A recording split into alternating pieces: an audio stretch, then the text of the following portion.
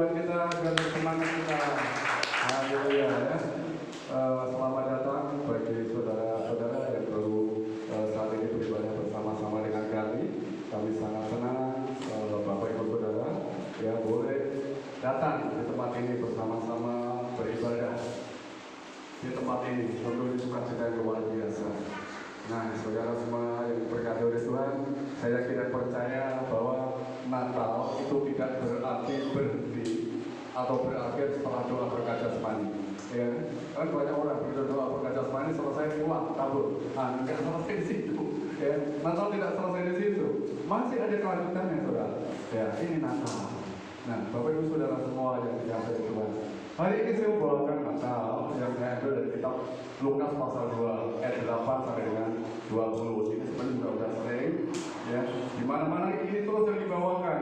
Tapi saya mau judul begini saudara. Judul yang saya ambil, ini nggak bisa tampil.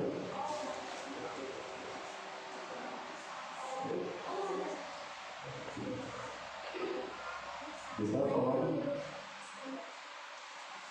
Ya.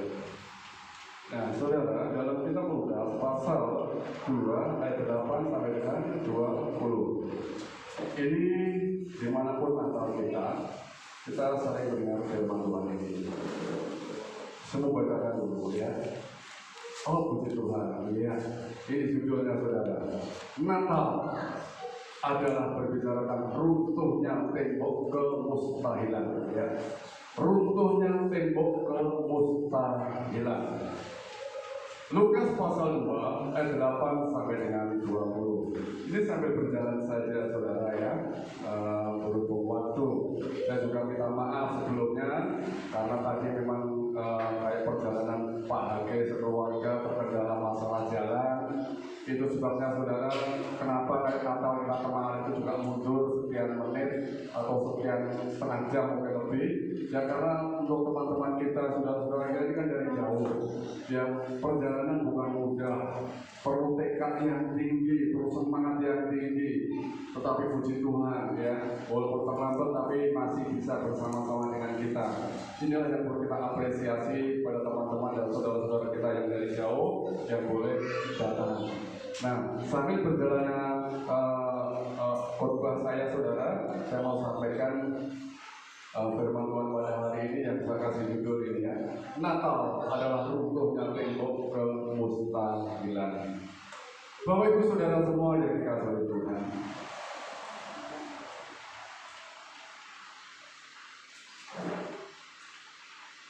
Natal saudara ya adalah di mana kelahiran Yesus kita peringati. Langsung saya masuk ke dalam ayat yang kedua. Pasal yang kedua, ayat 10. Lalu kata malaikat itu kepada mereka, jangan takut, ya, jangan takut. Sebab sesungguhnya aku memberitakan kepadamu kesukaan besar untuk seluruh bangsa. Jadi malaikat itu berkata kepada para gembala, dia menyampaikan tentang berita kesukaan besar itu adalah untuk seluruh bangsa. Ya, saya mau kasih catatan di sini adalah untuk seluruh bangsa. Saya mau sampaikan saudara, dari malaikat datang kepada para gembala tentang berita kesukaan besar, dan kesukaan besar itu adalah untuk seluruh bangsa. Dan ini sangat klop sekali kalau kita baca dari kitab 12 pasal 3 ayat 19. Ya, barang siapa yang percaya kepadaku, ya, mereka tidak akan binasa, mereka beroleh hidup yang kekal. Kepada itu kan menunjuk kepada semua orang juga. Ya, barang siapa menunjuk kepada segala bangsa, menunjuk kepada siapa saja, segala suku, segala makhluk semua di manusia di dunia ini. Ditujukan adalah seperti itu. Nah, yang menjadi masalah kan begini, saudara. Ya. Untuk segala bangsa, untuk semua orang, tetapi kenyataannya tidak semua orang percaya. Untuk semua orang, tapi tidak semua orang percaya, ya kan? Untuk segala bangsa, tapi tidak segala bangsa percaya. Banyak kok negara di dunia ini yang tidak boleh merayakan Natal. Mereka orang-orang yang ateis, mereka juga tidak tidak percaya. Nah, inilah yang menjadi tugas daripada kita. Itu sebabnya Natal jangan berhenti karena sudah doa berkat jasmani selesai. Ya, adalah kita mau ikut saudara semua dikasih oleh Tuhan. Ya. Nah, saya kalau mau kasih data ini, ya, faktanya saudara, di Indonesia ini orang-orang yang non Kristen itu hampir 90%, ya, hampir 90%, 89,52. Atau kalau di dunia ini itu hampir 70% itu orang-orang non Kristen. Saya perlu sampaikan hal ini perlu apa, saudara, supaya kita mengerti mengapa berita itu adalah untuk segala bangsa, tetapi faktanya ini yang baru terjadi. Indonesia, negara kita, sudah adalah negara mayoritas. Ya, itu 90% mereka belum terima Yesus, mereka tidak terima atau mereka tidak percaya kepada Yesus. Artinya apa, saudara? Kalau ini menjadi tugas daripada kita, ya kan, menjadi panggilan daripada kita. Setiap satu orang harus memenangkan 9 orang. Ya, 1:9. Setiap satu orang harus memenangkan 9 orang. Itu kalau itu menjadi panggilan kita. Oh ya, saya terpanggil ini. Ini Natal, ini bicara tentang Natal, di mana Tuhan percaya kepada gembala-gembala itu untuk memberitakan kepada segala bangsa. Dan gembala-gembala itu adalah kita. Ya, dipercayakan kepada kita. Kita diminta oleh Tuhan beritakan itu. Ada 9 orang di sekitarmu yang perlu kamu menangkan. Ada 9 orang di daerahmu yang perlu kamu menangkan.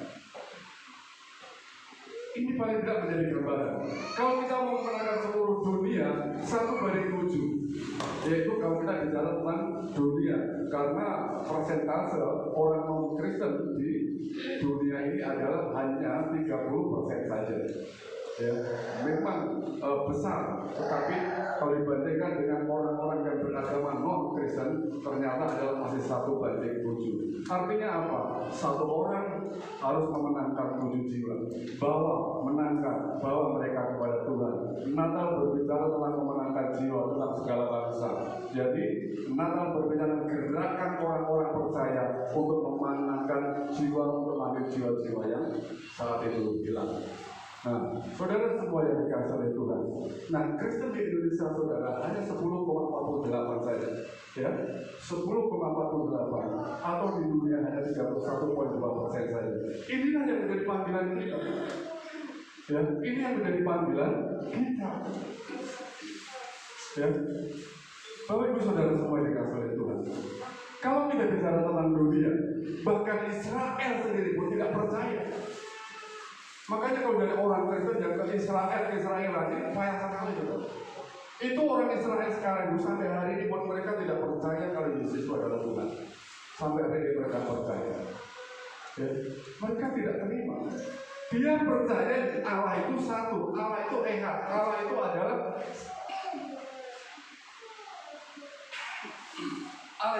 memang satu. Itu sebabnya ketika dia muncul Yesus, kemudian dianggap Allah oleh orang-orang, mereka tidak percaya. Itu sebabnya Yesus disalib. Itu sebabnya ketika Yesus mengatakan aku adalah anak Allah, mereka tidak percaya. Nah, sampai hari ini Israel itu tidak percaya kalau Yesus itu adalah. Mereka hanya percaya bahwa Allah itu adalah satu, tidak ada Allah lain. Tidak ada Allah itu bagi Israel. Artinya apa, saudara? Allah itu tunggal, ya, tunggal. Nah, kalau kita dalam perjanjian baru, itu kan kita sebut namanya Tritunggal, kan? Nah, Bapak Ibu saudara semua yang berkati oleh Tuhan, mereka percaya seperti yang dikatakan di dalam Ulangan pasal 6 ayat 4. Di dalam Ulangan 6 ayat 4, di sana firman Tuhan berkata seperti ini. Dengarlah ya orang Israel, Tuhan itu Allah kita, Tuhan itu Esa, Tuhan itu satu. Nah, mereka berpegang kepada ini. Allah itu Esa, tidak ada Allah lain. Siapa yang bilang Yesus itu Tuhan? Nah, mereka tidak percaya. Israel yang sekarang berperang itu tidak percaya sampai hari ini kalau Yesus adalah Tuhan. Mereka tidak percaya. Ya. Ini saudara. Nah, inilah tugas kita, menangkan Israel itu. Menangkan orang-orang yang seperti itu. Mereka tidak percaya itu. Ya, 1:9 menangkan 9 orang yang ada sekitar saudara. Mungkin saudara kita, mungkin jiwa-jiwa yang lain. Mereka tidak percaya Tuhan itu Esa benar. Yesaya 44 ayat 6 mereka juga pegang. Apa dikatakan di Yesaya 44 ayat 6? Beginilah firman Tuhan Raja penebus Israel, Tuhan semesta alam. Akulah yang terdahulu dan akulah yang kemudian. Tidak ada Allah selain daripadaku. Mereka berpegang ini. Jadi kalau ada orang yang mengaku atau dikatakan, oh itu adalah, nggak percaya, pokoknya Allah itu Esa. Benar, Allah itu Esa. Ya, di dalam perjanjian Baru kita menyebutnya dengan sebutan dalam diri Tuhan. Mereka nggak mengerti sebenarnya pun dari perjanjian lama pun sudah ada itu semuanya sudah disebutkan. Ya. Saya mau kasih perbandingan di dalam Matius pasal 28 ayat 19. Supaya kita mengerti saudara, mengapa orang Israel sampai hari ini mereka tidak percaya. Coba kita lihat baca Matius pasal 28 ayat 19. Matius pasal 28 ayat 19.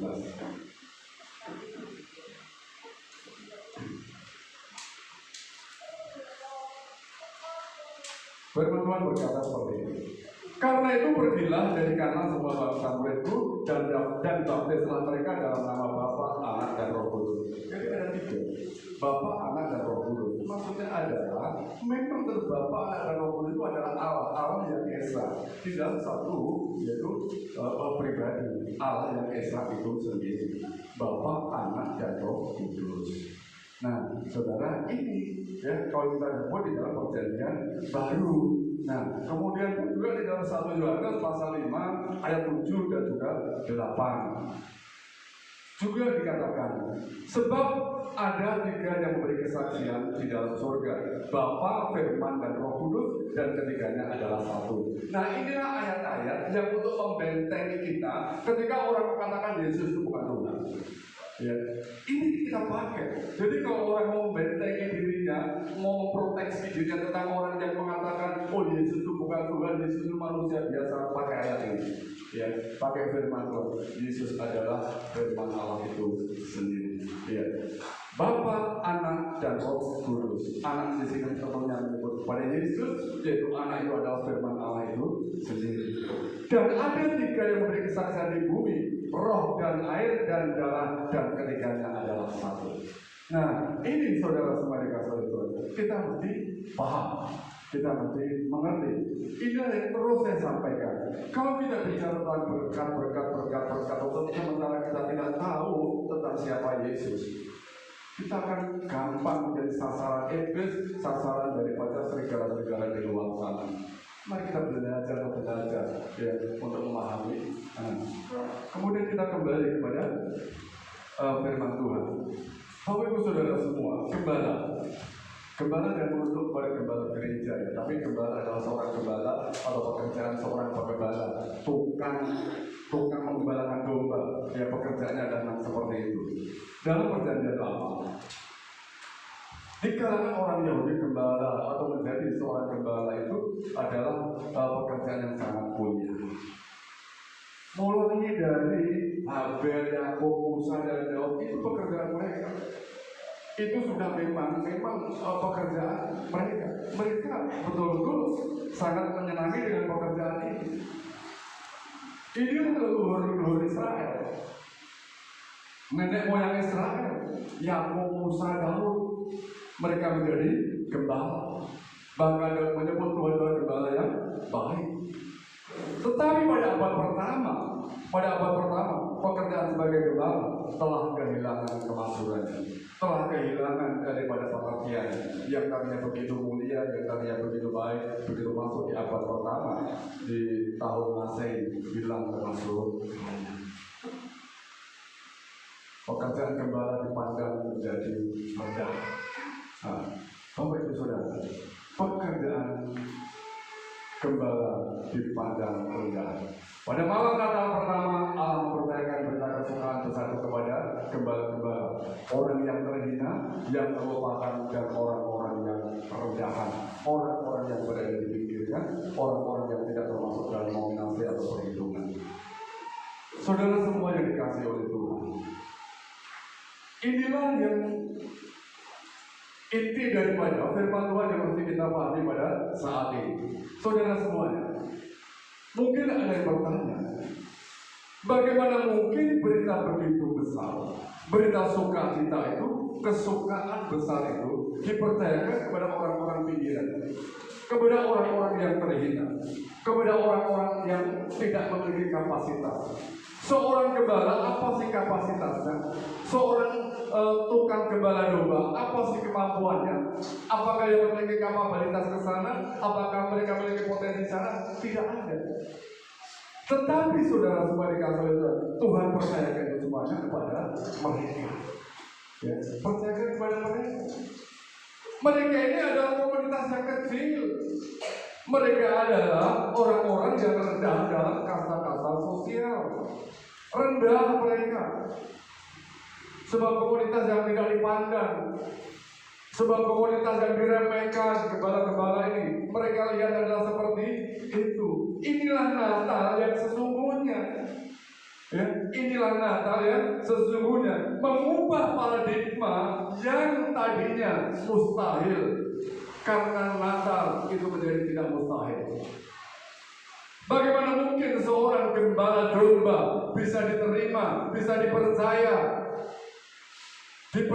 untuk menyampaikan kesukaan besarku bahkan kepada segala bangsa. Nah, ini saudara semua dalam Tuhan, Natal meruntuhkan segala tembok kemustahilan. Natal menghancurkan tembok-tembok yang selalu mengatakan orang itu tidak mungkin. Tidak mungkin terjadi, apalagi berita besar itu hanya lewat seorang gembala yang hanyalah penggembala domba saja. Bapak Ibu Saudara semua dikasihi Tuhan, mengapa Tuhan memakai orang-orang yang tidak memiliki kapasitas? Mengapa Tuhan memakai orang-orang yang dianggap hina? Ya, orang-orang yang terlupakan. Ini yang perlu kita renungkan. Ini pesan Tuhan. Apa maksudnya? Mengapa orang-orang itu dipercaya? Mengapa mereka tidak percaya kepada orang-orang Farisi, ahli-ahli agama pada waktu itu, orang-orang yang pintar pada waktu itu? Mengapa tidak percaya kepada orang-orang ahli Taurat? Itu kan hebat. Walaupun mereka tidak mendapatkan wahyu atau dari malaikat, orang waktu percaya, oh iya, yang membawa beritanya adalah orang-orang yang tahu Alkitab, tahu tentang firman Tuhan, tahu tentang apa itu berita baik. Tapi Tuhan tidak percaya kepada mereka. Tuhan tidak percaya kepada orang-orang yang pintar. Tuhan tidak percaya kepada, tidak mempercayakan kepada orang-orang yang hebat pada waktu itu, orang-orang Farisi atau ahli agama. Justru mereka percaya kepada para gembala yang hidupnya hanya dengan hewan, hanya dengan binatang saja. Saudara semua dalam Tuhan, bisa jadi saudara, karena gembala ini perlu. Karena gembala ini adalah selalu bertanggung jawab. Sebaliknya, banyak orang yang pintar, banyak orang yang hebat, malah dia memberontak. Banyak orang yang memiliki pengetahuan luar biasa, kalau disuruh malah menolak dan mereka tidak bisa menerima. Nah, itu sepenjelasan kepada para gembala-gembala. Inilah Natal meruntuhkan pemikiran-pemikiran orang yang kalau mungkin berpikir orang pintar itu hebat akan dipakai Tuhan, itu tidak pasti. Tidak pasti. Inilah Natal. Ya, kalau orang merasakan aku bisa segalanya, aku bisa ini, bisa itu dan sebagainya, dan aku layak untuk melayani Tuhan, layak untuk bekerja dengan Tuhan. Natal meruntuhkan pemikiran seperti itu. Orang-orang yang dianggap hina oleh dunia justru dipakai oleh Tuhan. Ini saudara Natal yang sesungguhnya. Meruntuhkan itu semuanya. Lewat gembala Tuhan berbicara. Lewat gembala itu Tuhan berbicara. Kalau saya mau jauhkan, mengapa Tuhan pakai saya? Saya juga bukan orang sekolah tinggi teologi, bukan. Saya juga bukan berpendidikan tinggi juga bukan. Mengapa pakai pakai pemain-pemain musik yang lain? Ya kan? Apakah mereka sekolah musik? Tidak. Tetapi karena apa? Mereka mau, mereka bersedia, mereka siap. Karena apa? Ini panggilan Tuhan. Malaikat itu berbicara lewat hatinya, lewat pikirannya, dan mereka ngerti. Dan kami juga ngerti. Mengapa lewat saya, mengapa lewat Pak Ali, atau WA, dan singer, dan lain sebagainya. Saudara semua dikasih oleh Tuhan. Tuhan, sekali lagi saudara, mereka hanya ambil orang-orang yang mau. Mereka hanya ambil orang-orang yang bersedia dan siap untuk berada di hadapan Tuhan. Itulah para gembala-gembala tersebut. Ya. Bukan hal yang mudah saudara. Perjalanan Pak Hage dari Sinarmas mutar dari G2, G1, B1, B2 bukan perjalanan yang mudah. Pak Ali dari Gantong Pengayu bukan yang mudah. Bapak Ibu saudara dari B2 juga bukan perjalanan yang mudah. Ya. Ini kalau orang-orang luar biasa, kalau nggak ada panggilan gembala-gembala ini, nggak akan terjadi.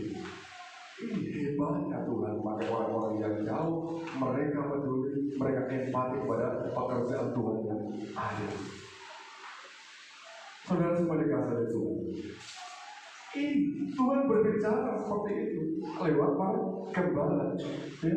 Memungkinkan sesuatu yang tidak mungkin, meruntuhkan tembok-tembok kemustahilan lewat para gembala tersebut. Nah, sebenarnya bukan dari para gembala. Ya. Apa respon para gembala? Satu, gembala tersebut cepat-cepat berangkat ke Bethlehem dan menjumpai di sana bayi yang sedang terbaring di palungan bersama Maria dan Yusuf. Begitu mendengar bahwa akan lahir seorang anak lewat perawan Maria, cepat-cepat gembala ini, para gembala ya. Sekali lagi kalau gembala menjadi bukan diri saya, kalau pekerjaan sebagai gembala, tapi adalah para gembala-gembala ini langsung dia berangkat, nggak pakai lama. Ayat 6, ayat 16 ya. Ayat 16 berkata, lalu mereka cepat-cepat berangkat dan menjumpai Maria dan Yusuf dan bayi itu yang sedang berbaring di dalam palungan. Cepat. Jadi mereka disuruh para gembala ini gerak cepat, gak bilang nanti, oh besok saja. Enggak. Mereka langsung berangkat, gak pakai tunda, gak tansok-tansok dan lain sebagainya. Tetapi begitu dapatkan berita, oh ya, aku langsung berangkat. Kami siap. Oh ini Bapak Ibu Saudara semua ya, yang dikasih oleh Tuhan. Lalu bagaimana dengan Maria sendiri? Maria pun juga berangkat langsung menemui Elizabeth. Maria sendiri juga gak pakai tunda lagi, langsung berangkat menemui Elizabeth. Apa yang dikatakan dalam kitab Lukas pasal 1 ayat 39? Langsung berangkat, saudara. Inilah gembala dari hamba Tuhan. Inilah gembala dari setiap anak-anak Tuhan yang tidak pernah menunda, yang tidak pernah menolak, yang tidak pernah berdalih alasan apapun untuk melakukan pekerjaan Tuhan. Inilah Natal yang sesungguhnya. Saudara semua dikasih Tuhan. Mereka ini orang-orang yang terpanggil. Mereka ini orang-orang yang merespon dengan baik atas panggilan-panggilan yang mereka terima. Jadi melalui firman Tuhan ini, saudara, kita bisa untuk menemukan reaksi para gembala, reaksi Maria itu sendiri saat mereka mendengar kabar kesukaan tersebut tentang kelahiran Yesus sang Mesias itu. Lihat itu reaksinya para gembala-gembala. Lihat itu reaksinya Maria. Nah, kemudian ya, kepergian mereka yang begitu cepat, kepergian yang begitu bergegas, itu memperlihatkan apa? Bermakna apa? Semangat, keinginan yang luar biasa. Cepat, ada sebuah semangat di sana. Nah, inilah Natal harus melahirkan seperti ini. Kalau Natal berhenti karena perjamuan kasih selesai, lalu kapan kita berespon daripada panggilan Tuhan? Ada kesukaan besar yang dipercayakan kepada kita semuanya. Beritakan kepada 9 orang yang ada di saudara. Ya. Jadi tidak berhenti hanya karena kita sudah tutup dengan doa penutup selesai. Tidak. Ada 9 orang di sekitar kita di Indonesia ini yang perlu kita menangkap bahwa mereka berdatang kepada Tuhan. Ini tugas yang berat. Pak, jangankan 9 orang, 1 saja berat. Satu saja berat. Bahkan di dalam keluarga sendiri pun juga berat. Nah ini saudara tantangan daripada kita. Ya. Nah orang-orang ini, gembala-gembala ini, Maria bergegas. Beda kan sikap yang ditunjukkan oleh para pemuka agama ahli atau pada waktu itu. Beda. Mereka itu justru melawan mereka, menghalang-halangi mereka. Nah ini kebanyakan orang-orang yang tahu, yang berpengetahuan, yang memiliki pengalaman, justru kadang-kadang banyak menjadi penghalang. Ya, banyak malah mereka menjadi hambatan, banyak mereka malah tidak mendukung. Ya, karena apa? Meremehkan gembala-gembala, meremehkan orang-orang yang memang terhina seperti itu. Harusnya mereka yang mengerti itu adalah mendukung.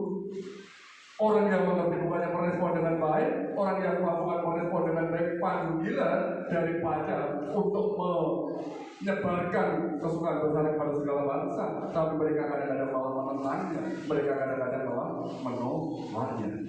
Bapak Ibu Saudara semua dikasih Tuhan. Selanjutnya, gembala-gembala itu meneruskan kesukaan besar tersebut kepada orang-orang di Bethlehem. Dia menjadi saksi. Ya, di Bethlehem itu, dia menjadi saksi. Oh, ini ada berita kelahiran Tuhan. Ini ada berita kelahiran Yesus. Ini ada berita kelahiran daripada Mesias. Mereka teruskan, tapi juga ada yang terima, ada juga yang tidak. Yaitu tadi mereka saudara menganggap, ini gembala nggak mungkin lah. Pekerjaan ada gembala saja, kok mana mungkin dipercaya membawa berita yang begitu besar itu. Ya, mereka nggak percaya seperti itu. Saudara semua yang dikasih oleh Tuhan. Tetapi gembala-gembala tidak kenal Allah. Mereka tidak berputus asa. Mereka harus menjadi saksi di mana dia dipercaya untuk menyampaikan kesukaan besar kepada segala bangsa. Di Bethlehem dia ingin bersaksi. Saudara semua yang dikasih oleh Tuhan. Ya. Ini Bapak Ibu Saudara semua yang diberkati oleh Tuhan. Pesan daripada Natal adalah ini. Ya. Orang-orang yang berpikir dirinya merasa hebat, orang-orang yang berpikir dirinya merasa pintar dan luar biasa karena Natal runtuh ya. Karena apa? Gembala-gembala itu dipakai oleh Tuhan. Orang-orang yang terpinggirkan, orang-orang yang memiliki kasta yang mungkin dari dalam sosial dianggap hina, justru dipakai oleh Tuhan dengan luar biasa. Saudara semua dikasih oleh Tuhan. Banyak orang pada waktu itu, ketika gembala-gembala ini memberitakan ke Bethlehem, mereka tidak berusaha mencari benar atau tidak yang dibawa oleh gembala-gembala ini. Benar tidak si Mesias itu? Benar tidak si Yesus itu? Ya, itu sebabnya. Karena apa? Mereka terima itu dengan hati seperti hatinya ini batu. Tidak mungkin berita baik itu akan tumbuh di atas batu. Berbeda dengan orang-orang Bethlehem. Maria begitu dia terima, apa yang dia lakukan, saudara? Maria menyimpan dalam hati dan merenungkannya. Dia simpan dalam hati dan merenungkannya. Artinya begini, saudara. Mana mungkin aku ini belum bersuami, tetapi terima wahyu, terima firman dari Allah. Harus melahirkan seorang bayi. Maria pun nggak percaya dirinya dipercaya. Tuhan kenapa tidak percaya kepada janda itu saja? Orang yang sudah memiliki suami misalnya, atau orang yang tidak mempunyai anak selama ini, kenapa dia percaya kepada mereka saja? Kenapa justru kepada saya? Maria merenungkannya. Bagaimana mungkin saya belum bersuami, tapi harus melahirkan punya anak? Maria tidak pernah percaya, dia renungkan itu. Tetapi saudara, apa yang dia katakan? Dia merenungkannya dan dia berkata, tetapi ini adalah kehendak-Mu Tuhan. Jadilah menurut kehendak-Mu. Aku hanya seorang hamba saja. Mungkin kita pun juga berkata seperti itu. Kenapa sih Tuhan memilih orang yang single? Kenapa tidak janda yang sudah puluhan tahun itu? Kenapa kok tidak kepada orang-orang yang anak-anak atau orang lain, atau mungkin yang sudah punya suami itu? Kenapa tidak seperti itu? Saudara semua dikasih oleh Tuhan. Orang-orang yang sehat akan berpikir seperti itu. Ya, dunia akan berpikir seperti itu, tetapi Tuhan tidak. Itulah Natal meruntuhkan orang-orang yang berpikir secara dunia. Natal meruntuhkan tembok-tembok orang-orang yang berpikir secara dunia. Mungkin kita mengendaki Tuhan jangan lewat saya, lewat orang lain saja. Tuhan jangan melalui diri saya, karena akan memalukan, karena aku belum bersuami, tetapi aku sudah melahirkan.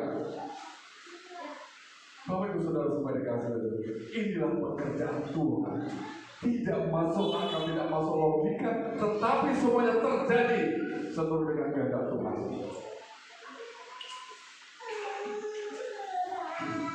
Saudara semua dalam Tuhan, begitu dia sadar, aku ini hanya hamba Tuhan, jadilah menurut kehendak-Mu saja. Dia simpan, dia renungkan, ini memang akan memalukan, memang ini akan mengecewakan. Mungkin dia akan dihukum oleh sosial dan lain sebagainya. Tetapi karena ini hamba Tuhan, aku adalah gembala-gembala dan siapa kembali tugas itu. 9 orang harus aku menangkan, 7 orang di dunia harus menangkan, dan aku harus siap membagikan kepada Tuhan. Bapak Ibu Saudara semua dikasih itu, mari yang merenungkan bukan yang menyesal, tapi merenungkan bagaimana mungkin seseorang yang belum bersuami, ya, tetapi dipercaya oleh Tuhan untuk mengandung bayi dari Roh Kudus itu lewat diri saya. Mengapa tidak orang-orang yang sudah pernah melahirkan dan lain sebagainya? Bapak Ibu Saudara semua dikasih itu, inilah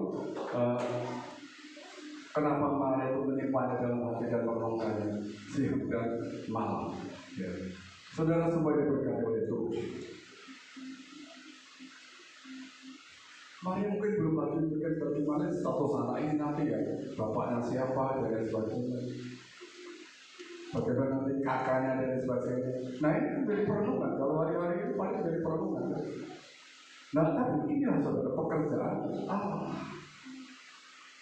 Maria tahu bahwa anak yang dikandungnya itu adalah keturunan dari Allah, tahu, dan juga akan diakui sebagai Tuhan. Maria tahu itu. Maria mengerti bahwa itu adalah anak sebagai Tuhan, akan menjadi dulu selamat. Tapi bagaimana orang bisa percaya? Lain dari seorang gadis, orang dari seorang yang belum bersuami, tidak mungkin lah. Saudara semua dalam Tuhan, inilah Natal saudara, meruntuhkan, menghancurkan tembok-tembok yang selama ini dipikirkan oleh dunia. Ini tugas berat kita saudara. Orang di luar sana mereka berpikir bahwa Yesus itu adalah manusia. Mereka berpikir. Nah, bagaimana tugas kita untuk menyampaikan kepada dunia bahwa Yesus itu adalah bukan manusia, tetapi adalah 100% Allah.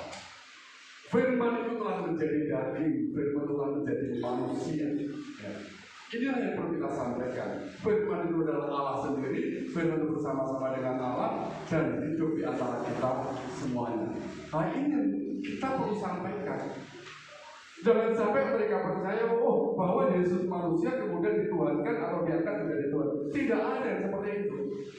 Tidak ada manusia yang diangkat menjadi Tuhan. Tidak ada.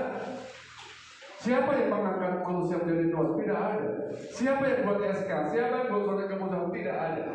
Hanya Allah yang sendirilah. Memang Allah mengatakan bahwa ini adalah firman-Ku, ini adalah anakku, dialah Tuhan. Ini yang menjadi tugas kita.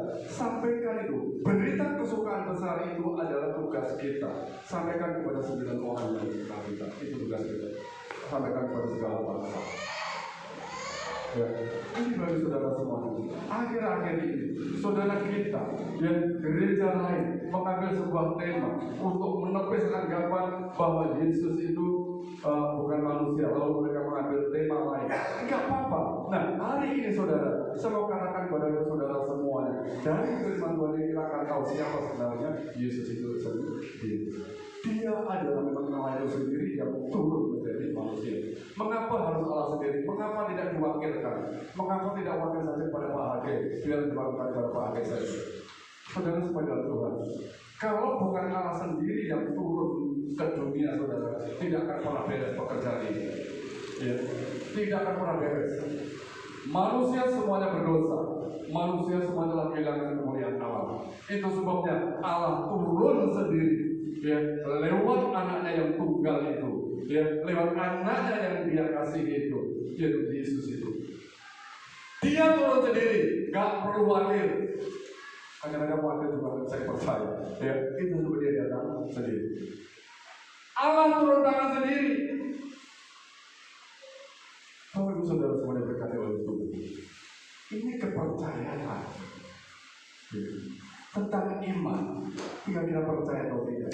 Begitu kita yakinkan ada orang-orang di luar sana perlu menerima perintah kesukaan besar.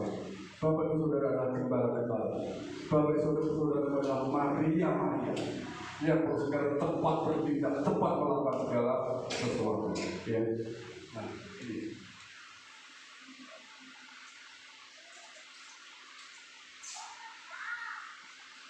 Nah, saudara, respon gembala-gembala dan Maria. Saudara semua dikasih itu. Apa respon mereka?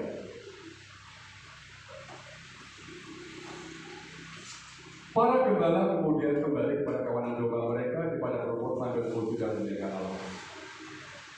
Saat Bapak Saudara menerima kabar baik, apa yang saudara lakukan? Bersyukur, memuji Tuhan, menyembah Tuhan. Tuhan, saya bersyukur akhirnya memujimu, memberikan kekuatan, memberikan kesehatan dan lain sebagainya. Kembali dengan memuji Tuhan, memuliakan Tuhan.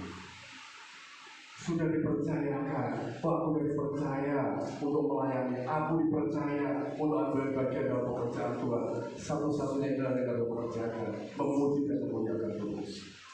Ya. Pulang dengan memuji dan memuliakan Tuhan. Datang ke gereja memang untuk memuji dan memuliakan Tuhan. Gak ada hal lain kecuali kita hanya menyembah kepada Dia saja. Berkat luar biasa yang sudah diberikan kepada kita. Saya bersama dengan istri dan bisa bersyukur kepada Tuhan. Di tengah-tengah Natal kami sakit, banyak panitia yang sakit, tetapi puji Tuhan semuanya bisa berjalan dengan baik. Ya, semuanya berjalan dengan lancar. Apa yang dapat saya lakukan? Apa yang dapat kami lakukan? Kami bersyukur kepada Tuhan. Kami bisa memuji dan memuliakan nama Tuhan. Kami bisa menyembah Tuhan. Di samping kepercayaan yang sudah begitu Tuhan berikan kepada kita semua, baik panitia, jemaat, dan juga ternyata kerjasama kita semuanya. Ya, itu alasan kita bersyukur untuk memuliakan nama Dia. Pujian para gembala ini menggema bersama dengan para malaikat. Mereka bergabung dengan makhluk-makhluk surgawi memuliakan Tuhan atas segala sesuatu yang mereka lihat, atas segala sesuatu yang mereka dengar. Tidak ada isyarat atau tidak ada tanda mereka ragu. Aku nggak percaya ini berita dari Tuhan, kesukaan besar ini berita dari Tuhan. Mereka nggak ragu, mereka tidak pernah meragukan hal tersebut, mereka tidak pernah menyaksikan akan berita tersebut. Tidak, 100% mereka percaya. Dikatakan mereka cepat-cepat berangkat. Cepat-cepat berangkat. Inilah orang-orang kalau mereka mendapat panggilan gak pakai tunda-tunda lagi. Gak ada mereka rasakan tidak percaya. Aku gak percaya dengan berita ini. Bagaimana bekerja seorang gembala, hanya tugas-tugas gembala menggembalakan domba dipercaya untuk memberitakan ke berita baik itu saya gak percaya. Tetapi saudara, Tuhan bisa memakai siapa saja. Amin. Tuhan bisa pakai siapa saja. Siapapun saya, Pak Ali, Pak Agen, dan teman-teman semua yang terlibat dalam pelayanan, dan juga jemaat-jemaat lain yang terlibat dalam pelayanan, ya jangan pernah bingung. Mungkin kita orang-orang minoritas, mungkin kita dianggap orang-orang yang mungkin kos di negara ini, ya hanya orang yang kontrak di negara ini, tapi jangan pernah kecil hati. Amin. Jangan pernah merasa kecil hati. Orang mengatakan kita numpang dan sebagainya, dengan kontrak dan sebagainya. Tetapi kita yakin dan percaya, ketika minoritas dipakai oleh Tuhan dengan luar biasa, akan dimenangkan bangsa dan negara ini. Nama Tuhan dipermuliakan. Ya, ini sudah semua dikasih. Gembala-gembala itu pulang memuji dan memuliakan Tuhan. Maria sendiri hanya bisa berserah kepada Allah. Tuhan jadilah kehendak-Mu. Demikian juga dengan kita. Tuhan jadilah kehendak-Mu. Ketika aku menerima tugas pelayanan, memberikan kepercayaan melakukan ini, itu terjadi sesuai dengan kehendak. Kami siap melakukan karena aku hanya seorang hamba Tuhan saja. Berserah, puji dan muliakan Tuhan. Nah, sikap saudara, tetap miliki semangat ya, tetap miliki semangat. Jangan pernah kendor. Banyak tantangan, banyak hambatan, banyak kendala yang kita hadapi. Perjalanan bukan hal yang mudah di daerah Solo yang tengah ini, di daerah Sukamandang, bukan perjalanan yang mudah, saya paham sekali. Ya. Belum lagi kesibukan-kesibukan lain dan lain sebagainya, acara-acara yang lain baik, tetapi jangan sampai membuat lemah. Ya, fisik boleh lemah, tetapi semangat tidak boleh lemah. Manusia jasmani ini boleh kendor, tetapi manusia rohani harus tetap kuat. Ya, firman Tuhan katakan demikian. Yang kedua, jadilah saksi dimanapun kita berada. Seperti yang dilakukan oleh itu para gembala-gembala ini. Mereka bersaksi, mereka sampaikan kepada orang-orang yang ada di Bethlehem. Bersaksi, jangan pernah mengeraskan hati. Jangan seperti telur rebus. Telur itu saudara, kalau dia belum masak, gampang dipecah. Tetapi begitu sudah direbus, malah kaku dia. Ya kan? Coba mempecahkan saja, sulit sudah itu. Karena apa? Udah keras, hatinya udah keras itu. Sulit. Air panas berbicara kan tentang masalah, berbicara tentang suatu penderitaan. Nah, mendapatkan masalah bukannya melembutkan hatinya, tetapi malah mengeraskan hatinya. Akhirnya dipecahkan pelan-pelan. Nah, itulah orang kalau mengeraskan hatinya seperti itu, seperti telur rebus itu, sulit dipecahkan. Ya, tetapi jadilah seperti wortel, dia nggak berubah sama sekali. Selain direbus, dia tetap lembut. Yang tadinya keras menjadi lembut. Bapak saudara semua dikasih oleh Tuhan, ya tetaplah menjadi saksi dimanapun berada. Ada panggilan kita ya, sekali lagi PA kita 9 orang di sekitar kita, atau 7 orang yang ada di dunia ini. Nah, kemudian saudara, tidak ada mustahil bagi Tuhan. Ini tadi yang saya sampaikan. Natal meruntuhkan yang namanya tembok-tembok kemustahilan. Maria meruntuhkan begitu, bagaimana mungkin seorang gadis belum bersuami, tapi harus melahirkan seorang anak. Maria hanya berpikir seperti itu saja. Tetapi begitu tidak ada mustahil. Natal telah mematahkan pengertian dunia yang tidak sesuai dengan firman Tuhan, yang tidak sesuai dengan Alkitab. Yang keempat, tetap memuji dan memuliakan Tuhan. Jangan pernah berhenti memuji dan memuliakan Tuhan. Ada banyak berkat yang dapat saudara itu. Jangan memuji dan memuliakan Tuhan hanya untuk mendapatkan berkat. Jangan memuji dan memuliakan Tuhan untuk memperoleh berkat. Tetapi pujilah, sembah Dia, agungkan Dia karena kita sudah mendapatkan berkat. Ya, jangan sampai terbalik saudara. Aku baru akan memuji Tuhan, baru akan memuliakan Tuhan. Kalau diberkati tidak seperti itu. Ya. Aku memuji Tuhan, aku memuliakan Tuhan karena aku sudah diberkati. Seperti ini saudara. Sejahtera manusia yang menyenangkan hati Tuhan. Ya. Hanya orang yang menyenangkan hati Tuhan mereka mendapatkan kesejahteraan. Bukan sejahtera dulu baru menyenangkan hati Tuhan. Tidak seperti itu. Tetapi apa yang terjadi? Banyak orang yang justru menyakiti hati Tuhan. Banyak orang yang justru tidak datang kepada Tuhan. Mereka menyakiti hati Tuhan. Bagaimana mereka bisa berharap kesejahteraan? Bagaimana mereka berharap damai sejahtera kalau hari-hari mereka menyakiti hati Tuhan? Hanya orang yang menyenangkan hati Tuhan lah yang mereka akan mendapatkan damai sejahtera. Jangan damai sejahtera dulu baru menyenangkan hati Tuhan. Ya. Tetapi berpikirlah yang benar, senangkan hati Tuhan, damai sejahtera Tuhan akan melimpah-limpah dalam kehidupan kita. Ya. Itulah yang mengantarkan kita, apa yang sudah kita dapat, apa yang sudah kita terima. Bahkan Yesus, juru selamat itu yang sudah diberikan kepada kita, alasan kita ada di tempat ini. Ya, bukan karena aku ingin mendapatkan keselamatan atau ada di sini, tidak seperti itu. Kita ini seperti satpam, saya katakan kita seperti satpam. Begini saudara, saya tambah sedikit. Kalau saya punya benda ini, tolong dijaga. Dan menjaga adalah kita sendiri. Berdiri adalah keselamatan. Kalau kita tidak jaga, hilang. Kalau kita lenyap dari pandangan Tuhan, hilang benda ini. Jaga kesucian, jaga kekudusan, jaga terus hidup dalam pertobatan. Kalau tidak, keselamatan itu hilang. Tidak seperti sahabat saudara. Jaga itu, jangan pernah tinggalkan pos itu, jangan pernah tinggalkan apa yang dipercayakan kepada kita. Gembala-gembala itu adalah kita, Maria itu adalah kita. Saudara pemain musik untuk maju ke depan.